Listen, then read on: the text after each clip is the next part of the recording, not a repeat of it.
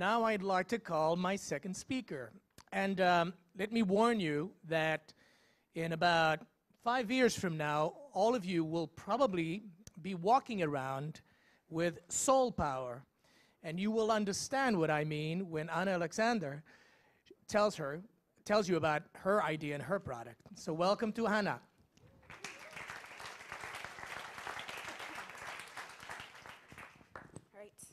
Hi everyone, I'm so happy to be here. Originally from New York, so this is a long way away. It's really exciting. So I'm the CTO and co-founder of a company called Soul Power. We're based out of Pittsburgh, Pennsylvania. And we are creating energy harvesting shoe insoles. So the idea is that every time you step down, some of the energy in your step is just wasted. So we want to capture that energy and convert it into usable electrical power so you can charge a variety of mobile devices on the go. So what we invented is basically a small mechanism that gets embedded in an insole. And every time you step, it has a wire leading from the insole to a battery. You can see it's on your ankle or attached to the front of your shoe. Is this on? OK. So that's one of the challenges we're currently working with right now, is that we want to make that aesthetically pleasing, because right now it looks a little bit like a house arrest bracelet. So we're working on that. But the core technology is really challenging. So we focus a lot of our effort on that. We're still in development. We're about a year old. So right now we can charge a phone in about 10 miles of walking. And the goal is to get that closer to about 5 miles, or kind of the average that somebody walks every day. So like I said, we're about a year old. Myself and my co-founder were mechanical engineers at Carnegie Mellon. And at the time, it seemed pretty risky for two mechanical engineers to do a startup and to go into business without any business experience. So today, I kind of want to talk a little bit about my story in getting here, some of the steps that I took, in hopes that it will help other startups at least get past the year mark. But first, I want to start with a quote. I think it's really driven my decisions, both as an engineer, as an entrepreneur. It's, you guys can invent technology that could, dare I say it, change the world. So I'm hoping this is familiar to some of you. If it's not, I'll tell you who said it at the end. But this is a really exciting quote, because I think energy harvesting basically is all about this. It requires a lot of technical innovation to be used correctly, but if it can be done efficiently, then it can be really impactful. So like I said, we started this actually out of a senior design project at Carnegie Mellon. So it was started in a class, and the professor basically gave us $400 and a couple weeks, and he said, create a hardware technology that solves a problem that students face on campus. And this was really the first time we'd heard that. Normally, we just pursued different types of engineering because it was interesting to us. So a lot of my peers worked on things like race cars and space robotics and solar-powered boats. But we did that not because it necessarily helped people, but because it was just an interesting challenge. So this was the first time we'd been asked to sort of create technology that both solved a very tangible everyday problem, and was just really interesting and unique as well. So we basically started brainstorming, and we weren't really thinking as much about how to solve problems as we were, what can we spend this $400 on that will be like the coolest robot ever? So we started thinking of, one of the ones that was in a lead was an autonomous helicopter that would drop sandwiches off for students in the library. We also, yeah, right, who doesn't want that? And then, a robot that would carry books. And those were actually our top two ideas. And we went through the design process and presented them to our professor.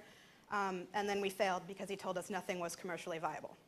So we had the weekend to basically think of a new idea in order to graduate. And we were walking home and started to think about kind of those aha moments that everybody has on a day-to-day basis. So I'm sure you've been waiting for the bus sometime, or had your phone die and just said, oh, I wish there was this type of technology that existed that would solve this problem. Well, engineers really have a responsibility to actually create that technology because we have the means to do it. So we started thinking about just the problems we had in everyday life. And one of them was safely walking home at night. So we were walking home thinking about this, and we realized that it would be really nice to have a light on your shoe so we could see where we were going and cars could see us and it would just be safer. And then realized we needed a way to power that. And so the idea was sort of just born out of this. We could do a power generating shoe, and it would have way more applications than just lights. It could be used to charge phones and iPods and anything. So that's how we thought of the idea. And then we started thinking, okay, the next step is to find a market. And to do this, we actually demoed it first in Washington, D.C. at an alumni event. And there they were thinking of the bigger picture. So they said there's a real market for this in developing nations, particularly in sub-Saharan Africa, where people walk literally miles a day for everything from water to work to school, and they have no way of reliably charging devices. So in the top right here, it's a little small, but people were asked if there was one thing you could do to improve your household, what would it be? And almost half of the answers are related to needing reliable electricity.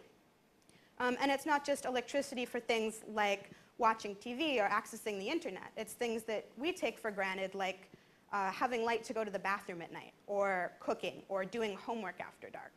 And it turned out that there was actually a 6 to 7 hour light deficit per day for people that responded to this survey.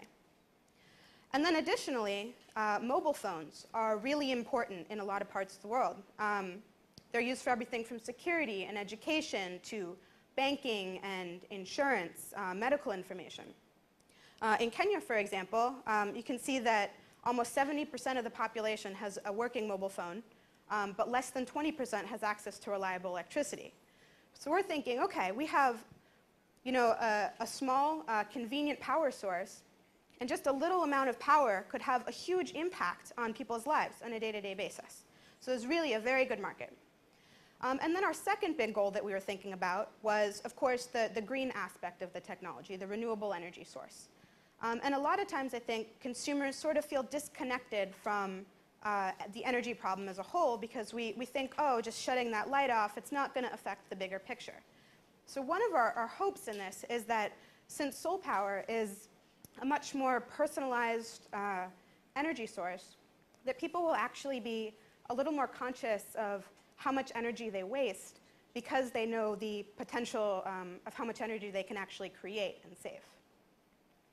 So we had a market, we had a proof of concept, and we had absolutely no business experience.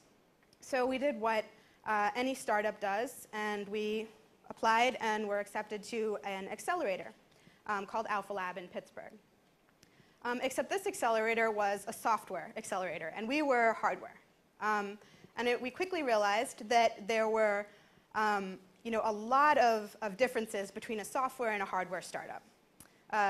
Firstly, to act like a lean startup, you have to be able to work on a really low budget.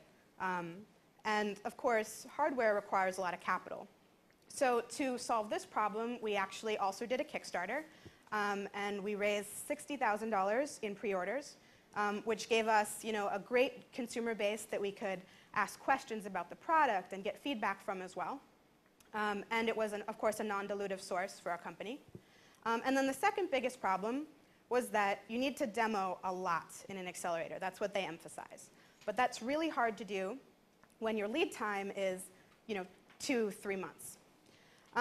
So to put it in perspective, our first prototype we made was about $2,000 to $3,000, and it took 2 months of lead time. And we knew that that was just not sustainable. It was too expensive, and we couldn't iterate quickly enough. So we decided to join a public machine shop, and you can see 2 of our team members working on it there. And over the course of the same amount of time and for the same amount of money, we made 10 or 11 different iterations of our prototype, the last 2 of which we actually used to test. So this was really effective, and we sort of showed everyone that we could, as a hardware startup, act like a lean software startup. And because we were successful, Alpha Lab, which is the name of the accelerator, decided to do a spin-off of their accelerator for hardware companies. And they're in their first cycle now, and they sort of accept applications from anyone in the world. So you can see in the lower left, that was actually our very first prototype. So we've come a really, really long way over the last year. In addition to having a successful Kickstarter, we've done an alpha and a beta products. We've hired 4 people. We've done a lot in a short amount of time. And it's by doing these things, which are sort of my advice to everyone else. The first is create technology that solves a problem, get a market, find really good mentors to get a lot of feedback, demo constantly because you're going to realize more applications, and then do everything you can by yourself. So a lot of people think that innovation in startups has to only be software because we start thinking about the next big web app or the next big social media application instead of thinking about some of the problems that can really only be solved with hardware. So my challenge to you is to, when you have that really good hardware idea, do pursue it because it is possible to act like a software startup and be hardware. And the last is inspire others to do the same. So that quote from the beginning was actually Bill Nye the Science Guy. I don't know if anybody knows who he is. I hope you do. And he really inspired me growing up. So I actually got to meet him at one of my internships. This is at SpaceX. And I grew up with him saying this quote to me. And then at the time, I was sort of deciding if I wanted to go back to SpaceX or if I wanted to start my company. And he said that, and I just was like, OK, this is what we're going to do. So a month later, we founded after that.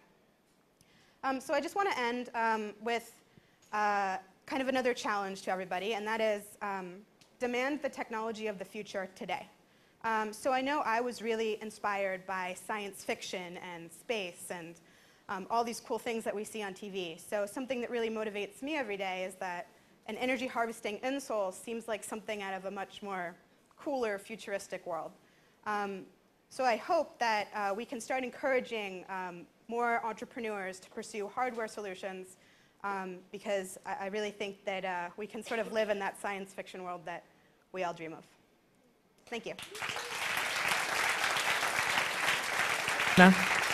Thank you. Fantastic.